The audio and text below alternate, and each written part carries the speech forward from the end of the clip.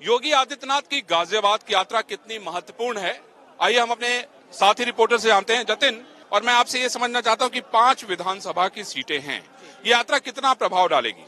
देखिए अरविंद सर, जैसा कि आप जानते हैं कि इसके सियासी मायने भी हैं। ये कालकागढ़ी चौक है, ये गाजियाबाद का कालकागढ़ी चौक है और ये जो हिस्सा है ये शहर विधानसभा का हिस्सा है, जहां से आप जानते ही हैं कि जो विधायक हैं वो अतुल गर्ग हैं, स्वास्थ्य राज्य मंत्री भी हैं यूपी के। ये जो रथ है, जो यात्रा है, ये कालकागढ़ी चौक से अंबेडकर रोड होते हुए और दूधेश्वर मंदिर के पास तक जाएगी। करीब 2 किलोमीटर का वो हिस्सा है जहां पर तमाम जो स्वागत के कार्यक्रम हैं वो किए गए हैं। देखिए डीजे बज रहा है, हम आपको दिखाते हैं कितना उत्साह, कितना उमंग है। आप देख रहे हैं चारों तरफ आपको पुलिस, पब्लिक, यही दो चीजें दिखाई पड़ रही हैं, क्योंकि ये दोनों जो है सत्ता के पार्ट हैं, शासन के पार्ट हैं। हमारे साथ जतिन एक चीज और भी मैं समझना चाहता हूं कि अभी हम लोगों ने शहर विधानसभा की बात की, अगर उसके अलावा अगर हम बाकी जो विधानसभा बची हैं अगर हम उसकी बात करें तो भारतीय जनता पार्टी की क्या स्थिति है? देखिए क्योंकि जन विश्वास यात्रा जैसा कि नाम से ही साफ है, तो बीजेपी ये दावा कर रही है सभी सीटों पर कि उन पर जो जनता का विश्वास है वो बढ़ा है। बल्कि मैं आपको एक बात बताऊं कि आज डिप्टी सीएम भी गाजियाबाद में ही है, इस यात्रा में ही शामिल है। उन्होंने कहा कि पहले से जनाधार जो है वो योगी का बढ़ा है। तो बीजेपी अपना दावा कर रही है। हालांकि कई तरह की चीजें अलग अलग सीट्स पर हैं और अलग अलग समीकरण है, क्योंकि गाजियाबाद की 5 विधानसभा सीटें आप जानते हैं, चाहे लोनी की बात करें, मुरादनगर की बात करें, मोदी नगर की बात करें या साहिबाबाद की बात करो, जहां हम खड़े हैं ये शहर एरिया है। कुल मिलाकर अलग अलग समीकरण इन 5 विधानसभाओं पर है, लेकिन बीजेपी का अपना दावा है जिस पर वो ताल ठोक रही है। और साथ ही साथ अगर दूसरी पक्षीय पार्टियों की बात करें तो वो इस यात्रा को लेकर कई तरह की बातें भी निश्चित और मैं दिखाना चाहता हूँ। देखिए किस तरीके से लोग तस्वीरें लहरा रहे हैं और ये तस्वीरें बहुत कुछ बयां करती हैं, कहती हैं। अब देखिए इसमें योगी आदित्यनाथ की तस्वीर लगी है, यहाँ के जिला अध्यक्ष की तस्वीर लगी है, उसके अलावा अतुल गर्ग की तस्वीर लगी है। अतुल गर्ग यहाँ से विधायक हैं और सरकार में मंत्री हैं। योगी आदित्यनाथ के लिए क्या स्त्री, क्या पुरुष, क्या महिलाएं, क्या बच्चे, क्या जवान, सारे लोग इकट्ठा हो चुके हैं उनको सुनने के लिए। आप भीड़ देखिए कि किस तरीके से भीड़ योगी आदित्यनाथ का इंतजार कर रही है। और मुझे लगता है कि ये यात्रा जब जैसे जैसे आगे बढ़ेगी ये भीड़ भी बढ़ते जाएगी और इसीलिए इसका नाम जन विश्वास यात्रा रखा गया है कि लोगों पे और विश्वास बढ़े।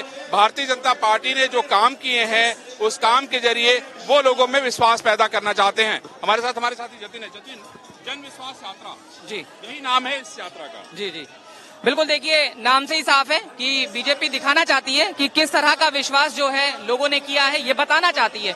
तो चुनाव से ठीक पहले ये यात्रा निश्चित है लोगों के बीच अपना काम ले जाने का एक तरीका है। देखिए आप लोग जब भी योगी आदित्यनाथ का भाषण सुनते हैं तो बहुत सारी ऐसी बातें होती हैं जो लोगों में जोश और जज्बात को भरने का काम करती है। देखिए जिस वैन से योगी जी पूरे प्रदेश में यात्रा कर रहे हैं, हम आपके उसके भीतर का नजारा दिखाते हैं। आप देखिए 2 आगे सीटें लगी हुई हैं, आगे एक अच्छा खासा मंच बना हुआ है जहां से जनता का स्वागत कर रहे हैं योगी आदित्यनाथ। और मैं आपको बता दूं कि सबसे बड़ी बात यह है कि पब्लिक का जोश और पब्लिक का जुनून ये आपको इस यात्रा में दिखाई पड़ रहा है। लोगों को लगता है कि वो अपने नेता से मिलें और हर कोई अपने नेता से मिलके उससे बात करना चाहता है, उसका आशीर्वाद लेना चाहता है, क्योंकि मुख्यमंत्री एक बड़ा पद तो है ही है, लेकिन योगी आदित्यनाथ योगी भी हैं, इसलिए लोगों के मन में होता है कि वो योगी आदित्यनाथ से मिले। 2022 का चुनाव योगी के लिए अग्नि परीक्षा है।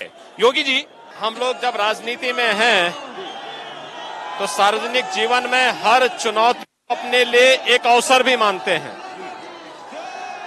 2019 में महागठबंधन आया था कि जनता जनार्दन ने प्रधानमंत्री मोदी जी के नेतृत्व में मोदी जी के लोक कल्याणकारी कार्यों को ध्यान में रखते हुए 2022 जनता पार्टी प्रचंड बहुमत से फिर से उत्तर प्रदेश में आएगी। कोई प्रदेश में नहीं चाहिए। इसी प्रकार ये केंद्र और प्रदेश के जनता ने समझ लिया है। जातिवाद, वंशवाद की राजनीति को उत्तर प्रदेश द्वारा कर राष्ट्रवाद, सुशासन और विकास के लिए जनार्दन प्रधानमंत्री मोदी जी के नेतृत्व में पूरा विश्वास करती है। एक नया शब्द दिया है, एक्सीडेंटल हिंदू है। एक्सीडेंटल है। देखिए ये ये वही लोग हैं जो लोग हिंदू परंपरा संस्कृति को अपमानित करने में कभी कोई गुरेज नहीं करते थे। जिन लोगों ने कभी राम और श्री कृष्ण को काल्पनिक कहा, जो लोग राम मंदिर का विरोध करते थे, जो लोग हिंदू आस्था के साथ खिलवाड़ करके भारत की सुरक्षा के साथ खिलवाड़ करते थे, ये वही लोग हैं। और आज वह हिंदू और हिंदुत्व में ही भेद करके समाज को बांटना चाहते हैं। जनता इसको स्वीकार नहीं करेगी और मेरा ये मानना है कि ये वास्तव में न हिंदू है न हिंदुत्ववादी है। मुख्यमंत्री जी ये बताइए मुझे, ये लोग एक्सीडेंटल हिंदू हैं और एक्सीडेंटल हिंदुओं पर इस देश और इस विश्वास नहीं करता। मुख्यमंत्री जी एक और सवाल मैं आपसे ये पूछना चाहता हूं कि विपक्ष ये आरोप लगा रहा है कि चुनाव जीतने के लिए मुख्यमंत्री जी धर्म का तो इस्तेमाल करते ही हैं, सरकारी एजेंसियों का भी इस्तेमाल कर रहे हैं। देखिए, हमें न धर्म के इस्तेमाल की आवश्यकता पड़ती है न सरकारी एजेंसियों की। जनता जनार्दन का आशीर्वाद 2014, 2017, 2019 में भारतीय जनता पार्टी को प्राप्त हुआ और आज फिर केंद्र और प्रदेश सरकार अपनी उपलब्धियों के बल पे जनता जनार्दन का आशीर्वाद लेने में सफल होगी। मुख्यमंत्री जी, यो अखिलेश यादव कहते हैं कि अब की बार 400 पार भारतीय जनता पार्टी और प्रधानमंत्री मोदी का नेतृत्व, योगी के नेतृत्व में इस बार भाजपा अपने सहयोगियों के साथ कितनी सीटें जीतेगी? देखिए, हमने पहले भी कहा 403 विधानसभा है, भारतीय जनता पार्टी 325 प्लस सीटें प्रदेश के अंदर प्राप्त करेगी। कोई संदेह नहीं होना चाहिए। जन सैलाब और जनता का उत्साह इस बात का गवाह है। चलिए, ये देखा आपने, मुख्यमंत्री योगी आदित्यनाथ विश्वास से लबालब हैं और उनको लगता है कि उनके नेतृत्व में एक बार फिर से उत्तर प्रदेश में मोदी जी के मार्गदर्शन में सरकार बनेगी। Arvind Chaturvedi, India News, Ghaziabad.